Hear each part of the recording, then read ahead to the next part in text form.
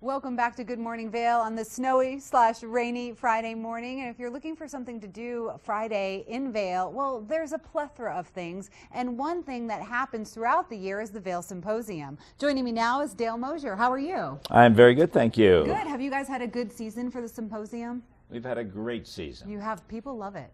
We've had about 20 programs this winter. We do it every winter and summer. We have about 20 programs each session, and we've had a real variety of programs, going from Don Roy King, the director of Saturday Night Live, to our global geopolitical program that we had with 4 sort of world-class experts on democracy and what's happening in the world politically.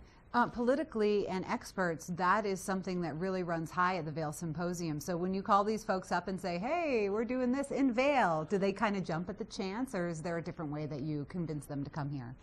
Well, most of the people that we invite to come here are frequently used to speaker fees, and we pay no speaker fees because we don't have that kind of budget.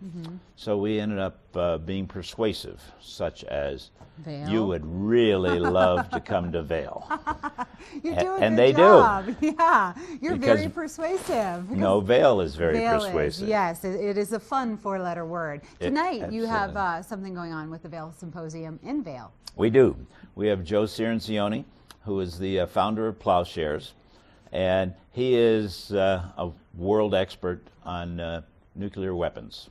Okay. And he's been involved in that almost his entire career, and been involved in the State Department. He's a member of the National Committee for Foreign Affairs, and he has also been involved in Congress, so that he knows all sides of it. Then he's travels around the world constantly. We had him here last year, and all morning he was constantly being interrupted for interviews with CNN and other kinds of programs as to what was happening in Korea. And so he's at that level of constant interest and attention.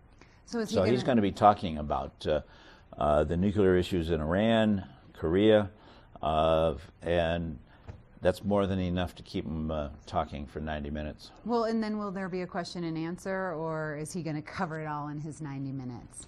He will not cover it all in his 90 minutes, Yeah. and his style is great for our valley because our audience loves to ask questions, and I they ask bet. very good questions.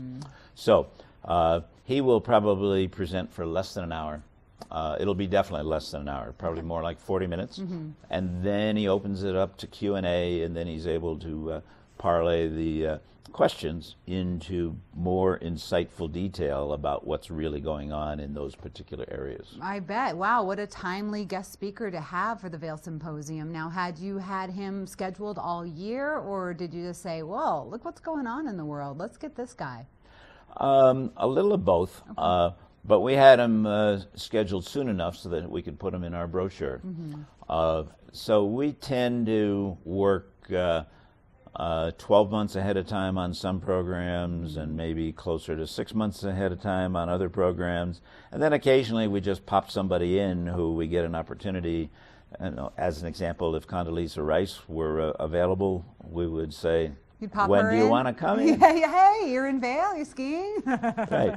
That's great. And how's summer shaping up? Summer is shaping up very well. Okay. We've got a broad range of programs, again, multiple geopolitical programs.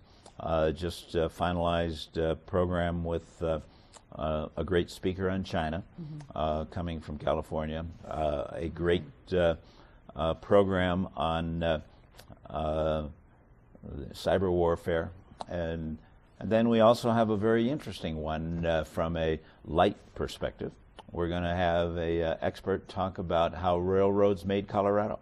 Oh, wow. Okay, so we got a little history as well. Dale, thank you so much for coming in today. The Vail Symposium is tonight at the Four Seasons. If you'd like to check it out, you can do that in Vail. Right now, though, we're going to head back to Vail and check out First Chair.